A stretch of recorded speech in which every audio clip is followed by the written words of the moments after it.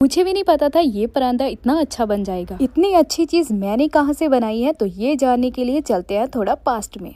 मेरी सबसे पुरानी आदत किसी भी चीज़ को ज़रूरत से ज़्यादा खरीदना, और खरीद कर जो भी पीसेस बच जाते हैं उनका ये थैला बना हुआ है।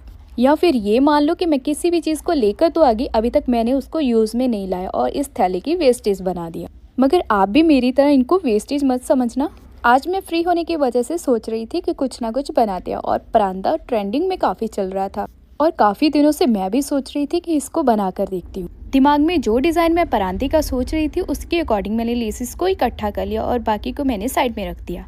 थैले में लेसिस काफ़ी उलझी हुई थी, पहले मैंने इसको अलग अलग कर लिया और इसका बेस बनाने के लिए मैंने बुकरम का यूज़ किया, जो कि नेक डिज़ाइन में से बुकरम बच जाती है। कट पीस मैं संभाल कर रख लेती हूँ, कोई भी चीज़ नहीं फेंकती हूँ, मैं बहुत ही कंजूस हूँ। तो थोड़ा सा चमचमाता परांदा मैं सोच रही थी, तो इसके जो मिरर हैं वो मैं निकाल रही थी और बाकी लेस को मैं फेंक दूंगी। बहुत स्ट्रॉन्ग ग्लू से लगे हुए थे, पूरा जोर लगाकर मैंने इनको निकाला और मुझे ये भी डर था कि ये टूट ना जाए। तो मेन जो चीज़ है वो मैं इसी लेस से बनाने वाली थी, किरण गोटी के साथ। तो इसको राउंड राउंड शेप में मैं इस बुकरम के ऊपर लगाने वाली थी। तो उसके लिए मैंने राउंड शेप को पहले कट कर लिया। बुकरम के मैंने यहाँ पे पीस लिए हैं, कुछ मैंने थोड़े से बड़े काट लिए और कुछ छोटे काट लिए। तो इतना सारा सामान लेकर मैं चली गई अपनी मशीन के ऊपर। ये मैंने एक लेस निकाली थी, इसके बीच में से मैं ये डोरी निकालूंगी जिसके ऊपर मैं जो भी बेस बनाने वाली हूँ वो इसके ऊपर लगाऊंगी। तो यहाँ से पहले मैं फोल्ड करके इसको सिलाई लगा दूंगी ताकि इसके जो धागे हैं वो ना निकले। साथ साथ में मैं आपको भी सिखा रही हूँ कि इस तरीके से आप बना सकते हो। मगर स्टार्टिंग में मुझे नहीं पता था कि ये इतना अच्छा बन जाएगा, मगर इसका जो प्रोसेस है वो आप देख सकते हो। कुछ इस तरीके से मैंने बुकरम को रखा था पहले। तो यहाँ से राउंड राउंड शेप में इस किरण गोटे को घुमाते हुए जाना है। तो यहाँ पे मैंने एक लेयर को कंप्लीट किया राउंड करते हुए, तो प्रॉपर राउंड नहीं बना था और ये किरण भी मुझे थोड़ी थोड़ी सी खाली खाली सी लग रही थी। तो मैंने सोचा कि इसका जो एक राउंड है और घुमा देती हूँ, इससे जो किरण लेस है वो थोड़ी सी पास पास में हो जाएगी। 2 बार घुमाती घुमाती मैंने 3 बार घुमा दिया था। मुझे और भी ज़्यादा लालच हो गया था कि जो चीज़ मैं बना रही हूँ वो बिल्कुल ही अच्छी बननी चाहिए।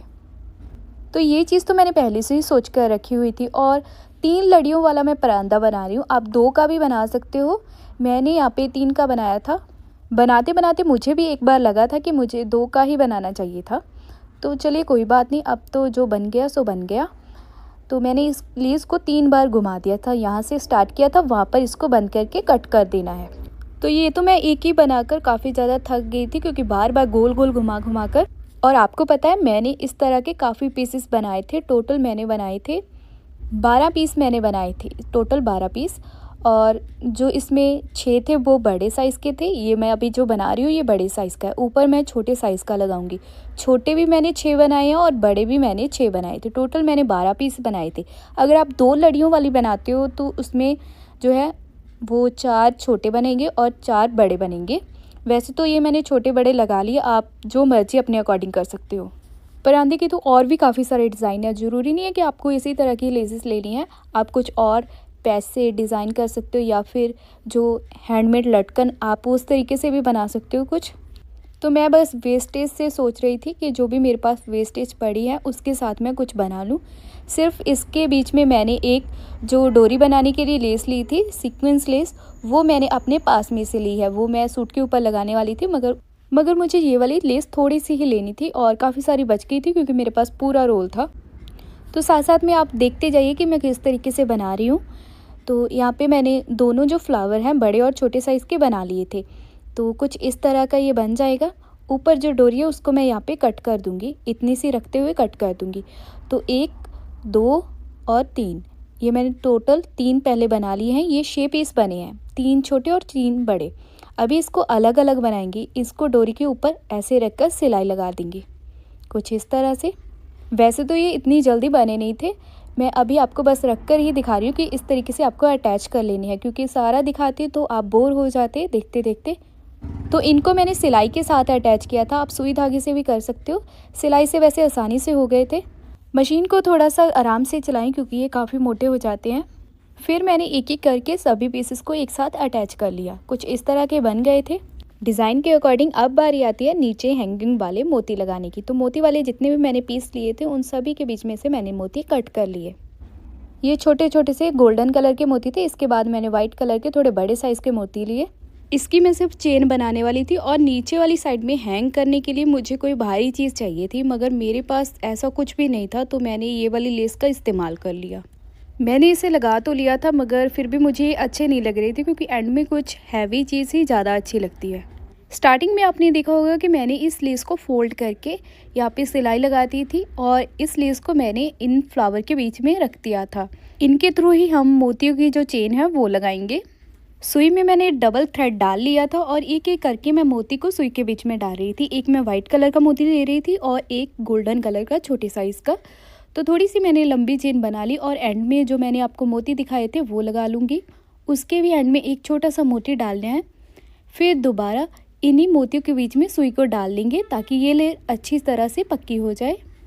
तो मैंने इसी तरह से टोटल जो 3 है वो चेन लगा ली थी। मैं ज़्यादा लगाने के बारे में सोच रही थी, मगर मेरे पास इतने मोती नहीं थे लगाने के लिए, तो मैंने सोचा कि इन 3 से ही काम चला लेती हूँ, क्योंकि गोल्डन कलर के मोती मेरे पास इतने ही थे। वैसे तो इन 3 लड़ियों को लगाने में ही कितना ज़्यादा टाइम लग गया था। अब मैं 5-6 लगाती तो बहुत ज़्यादा टाइम लग जाता। इन्हें बनाते बनाते मैं एक ही बात सोच रही थी कि जल्दी से ये बन जाए, क्योंकि आपकी तरह मुझे भी बहुत ज़्यादा एक्साइटमेंट थी इसकी फाइनल लुक देखने के लिए। और ये वाली लेस की मैं बात कर रही थी, ये मैंने अपने पास में से ही ली थी। ये लेस मैं सूट के ऊपर लगाने वाली थी, मगर काफ़ी सारा रोल था, इसमें इतनी ज़्यादा भी नहीं लगी थी। बस 3 जो लड़ियाँ हैं वो बनाने के लिए यहाँ पे मैं इनको कट कर रही हूँ। 2 को मैंने एक साथ रखा है और एक को अलग रखा है। जो भी अलग है दूसरी एक साथ वाली के सेंटर में मशीन के साथ मैं यहाँ पे अटैच कर रही हूँ कुछ इस तरह से। वैसे तो 2 लड़ियों वाला परांदा वो ज़्यादा अच्छा लगता है। अभी मैंने 3 बना लिया, तो पहली बार तो कोई बात नहीं, मिस्टेक होती रहती है। तो यहाँ पे ये वाली डोरी मैंने कट कर दी थी और यहाँ पे इस लेस के साथ जॉइंट लगा लेंगे। इसी तरीके से तीनों के साथ जॉइंट मैंने लगा लिया। अब बारी आती है मिरर लगाने की। तो यहाँ पे मैंने सेंटर में हो रखे हुए हैं, वहाँ पे बड़े साइज़ के जो मैंने लेस के बीच में मिरर निकाले थे वो मैं अभी लगा रही हूँ। तो एक एक करके सभी को लगा लूँगी। अभी दूसरी साइड में भी मैंने लगानी है, मगर ये काफ़ी टाइम के बाद सूखे थे और सूखने के बाद मैंने दूसरी साइड पलट कर इन्हें लगाया था। तो दोनों साइड को अटैच कर लेंगे। जहाँ पे मैंने लेस का जॉइंट लगाया था इनको अटैच करने के लिए, वहाँ पे भी मैंने छोटे छोटे मिरर लगा दिए थे ताकि वो जॉइंट है वो कवर हो जाए। वैसे तो मैं इनके ऊपर गोटा पत्ती लगाने वाली थी, फिर मैंने सोचा कि मिरर भी अच्छे लग रहे हैं। और इन मिरर को मैं V7000 ग्लू के साथ अटैच कर रही हूँ। तो थोड़ी देर बाद ये आराम से सूख जाते हैं और निकलते भी नहीं हैं।